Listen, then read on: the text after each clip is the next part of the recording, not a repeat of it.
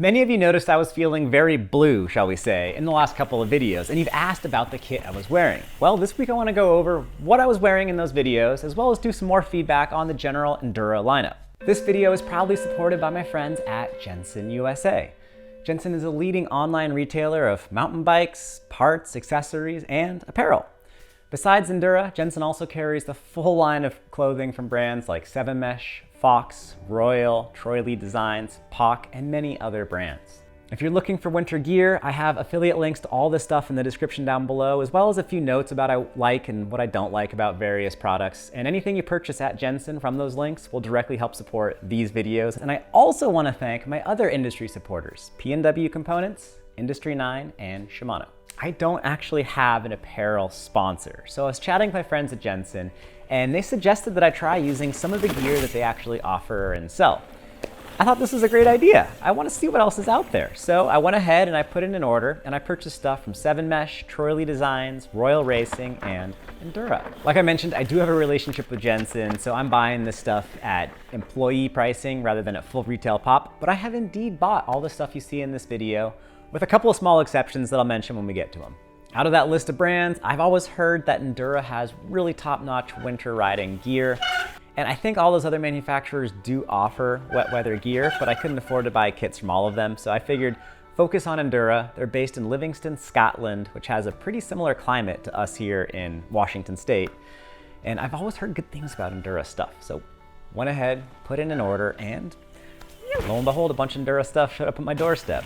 One thing I want to be very clear on is winter and wet weather riding. So many places are different.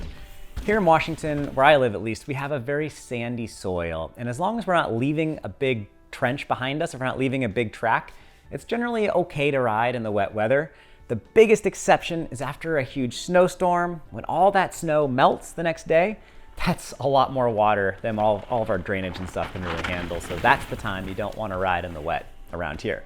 That said, if you live in a place with a more clay-based soil, you might have the kind of terrain where if you ride, you're going to leave a huge rut behind that'll then harden and leave that mark there forever. So if you do live in a clay-based riding environment, please don't ride in the wet. While we're talking about locations, I want to go ahead and ask, are you more curious about cold weather gear or wet weather gear? Because they're not really always the same. As for fit, I am 5'8" or 174 centimeters tall, and I weigh about 170 pounds. I'm almost always a size medium, but sometimes I buy a size medium and it's way too big, other times it's way too small, so I'll let you know about a few of the variances I found in the sizing. As for fit, I have a somewhat unique circumstance. I've broken my pelvis 3 different times, so I wear what I call my pelvis protector. This is a set of Troy-Lee Designs armored shorts. Just about always, I'm wearing knee pads, and I'm still enjoying my old Cali Strike pads from back in the day. I did try some of the Endura MT500 knee pads, but the small medium size was a touch too tight. All my pants have to clear both the knee pads and the pelvis protector. The number one kit that y'all have noticed consists of what I call my fast pants, along with a matching jersey and gloves.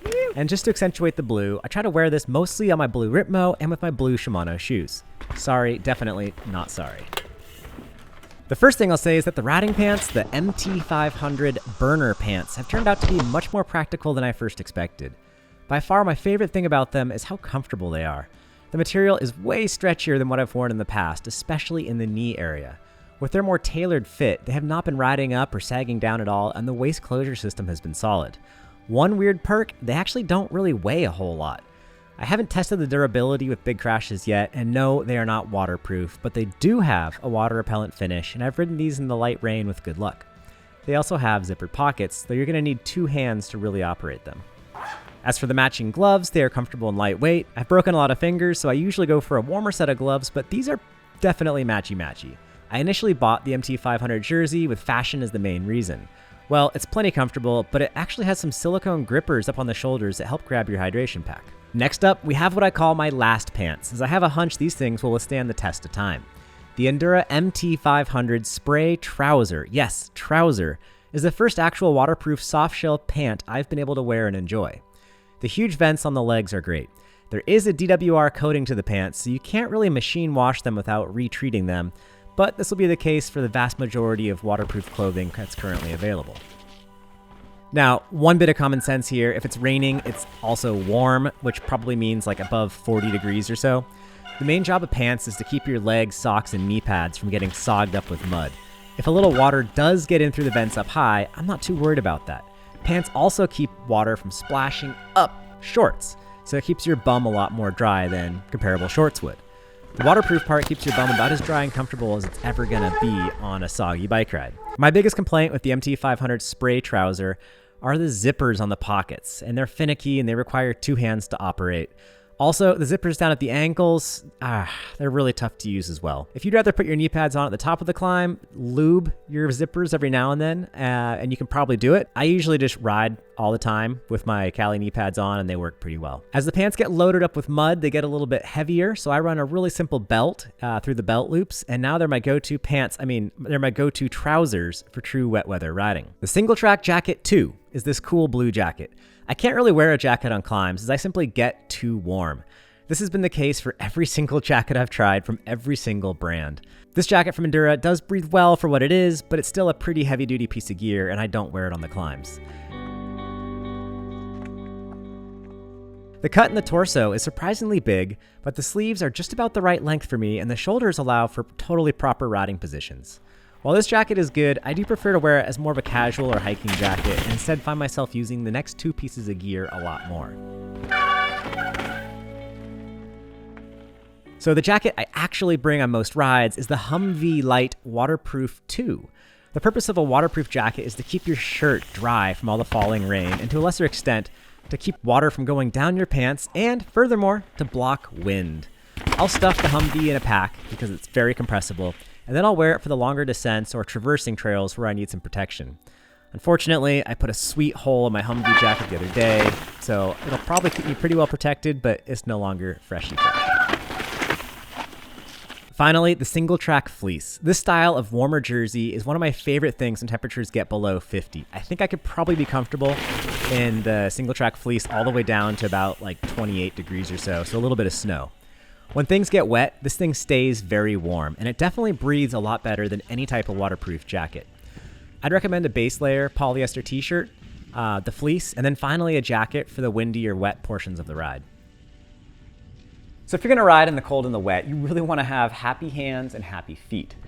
And one trick I came across years ago was simple neoprene gloves. These are some Giro gloves, I think that's called Neo Blaze. They're not even offered anymore. And I don't think it's super particular which kind of neoprene gloves you get. These are just really thin neoprene, but man, a set of neoprene gloves, when they get wet, they still work phenomenally well. I can still feel my controls and do plenty of wheelies and manuals, and I can shift no problem with simple neoprene gloves. I still carry these scrunched up, slipped into my Camelback if it's looking like it'll be a wet day. If my other gloves get wet, this is an awesome backup set. I didn't pay for a couple of the Giro items I'm gonna mention here. I just wanna let you know that, but I could definitely recommend them. So this is the X-Netic glove, and it's this knit X-Netic material. And these things are awesome. They're super thin, so you have really good feel on the controls, but they insulate pretty well. And when they get damp and pretty wet, they still keep you pretty warm. I really liked these as a great wet weather glove.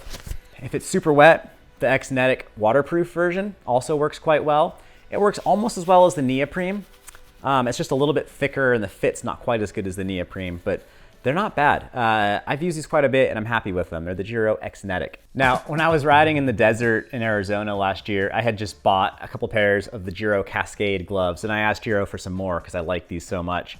I actually crashed my motorcycle wearing these and put a big hole in them, so this is not the first set I got, but the Cascade glove is great. If it's not crazy wet, these will definitely keep your hands comfortable.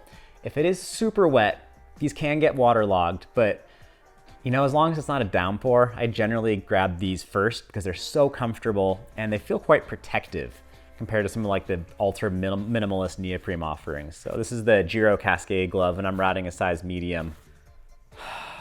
Broken fingers. That might be a story for a video one day, how I broke all my fingers. I tried the Endura Deluge glove, but it's just too thick for me to ride a bike with comfortably. It's like 2 layers and the inner layer kind of pulls out from the second layer. So I'll probably use these gloves for snowboarding, but they're just too thick for me to get good feel of my brake levers, and they're too warm for me to ride. So this is more of like a snow glove. Happy hands, happy feet. For me, waterproof socks make the difference between a good ride and a miserable ride. Jensen doesn't carry this brand, and Endura does have a very similar product that I want to try. But man, I wear these things with my regular Shimano GR9 flat pedal shoes, and they're a little thicker than a regular sock, but they're so comfortable when they get wet, and they're so warm when it's cold. I absolutely love the neoprene waterproof socks. I use them on my motorcycle, even in my moto boots. I want to wear them around the house. They're pretty comfortable. They can get a little stinky, but when you're riding, you can't smell, and happy feet, happy days. I hope you guys like these videos. I try to be as honest and genuine as I can with all of you. I want to be respectful of the manufacturers, but I also want to be respectful to you and let you know what I truly think. If you guys do want to support me or you want to get yourself some winter gloves, I have links to all the stuff that I talk about here over at Jensen in the description below, as well as a few little notes about what size I'm using, what I like about that item, whatnot. If you have any questions, feel free to leave them in the comments. I'll try to get back to you. Thank you all for being here and joining me as we talk about winter apparel. All right, guys, I'm gonna try to sneak in a ride because it just stopped raining. Peace.